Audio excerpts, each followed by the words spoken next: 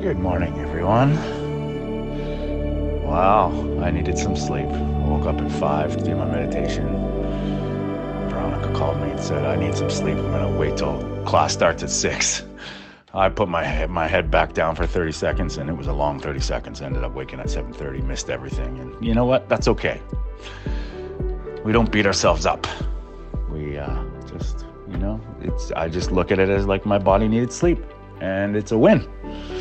So instead of being, upset, and, of course I enjoy my meditations and my yoga, but you know what? It is what it is. It's okay.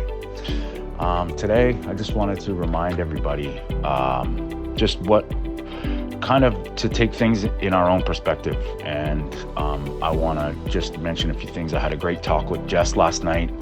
Already I'm proud of her she's got her CGM, and within one conversation you can already tell that things are, a few more things are starting to click. It's just great when we can reference and see things happen, because we talk about this stuff all day long about blood sugar and stuff. If you don't see it, if you don't know what's going on in your body, it's hard to realize how it can very much affect you. And once you see it on, like, in front of your face and in real time, it's powerful.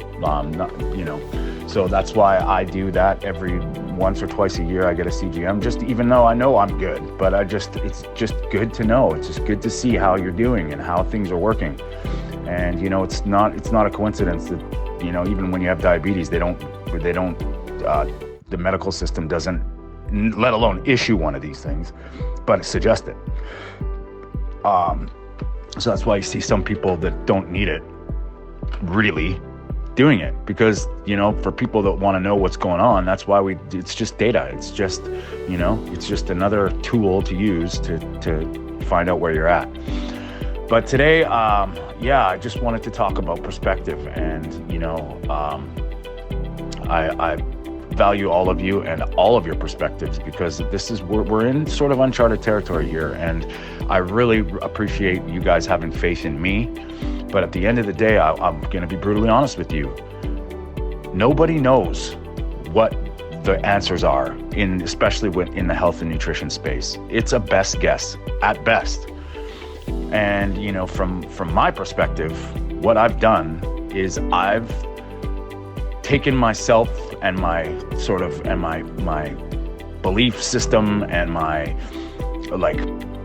the way I used to think about things and just trust blindly off the table. And I evaluate everything. I put it on in front of me. I weigh out options, and I use some critical thinking skills that I learned in a course. And it's funny, every time I do this, people slam me down. And it's like, I was cognitive behavioral therapy, and then you start putting this stuff in practice, and then everybody has an opinion about it. It's just kind of funny how that's very apparent. The more you think critically, the less people take you sort of seriously, and they try and argue the points against it, which is kind of funny. It's just the way it is, just the way we are, I guess. But when I'm looking at stuff or learning about something, I try and take my personal opinions out of it. And, it might look like I'm completely biased against veganism or, but it's just, when I've looked into it, I saw so many problems, and they were through logic and reason and critical thinking. And I made a decision. And when I made that decision, magic happened. And it's really hard for me to not believe that there's some merit there. And, I'm always wondering if I'm doing things right, but then I look back to where I was, 10, 20 years ago, and being clueless, at least I'm proactive in taking control of it. And, we don't know what's right. We just hear stuff or get told stuff by the powers that are supposed to be, the institutions that are supposed to be, the word is the word of God. And it's kind of, it can be very, very horrific when you start to realize that it was all just made to, I don't want, it's whether it's nefarious or, even sinister, made to make money. And, They don't want us to be healthy. It's clear. I mean, that's something that people can argue with me all you want, but anytime you put the ends, which is profit, before the means, which is health, it's kind of hard to, it's hard to think that they're on your side. So we have to look at things in perspective. And I look at and it just comes back to this studies show, well, there's something called the placebo effect. And why is that? Because it's true. It's people can do things with sugar pills and nothing and using their minds, especially when they're convinced. So if there's a placebo effect, there's an X factor. So when we're looking at these success rates of drugs or medical interventions or even lifestyle interventions, and how much of it is placebo, how much of it is actual what we're doing, we don't know.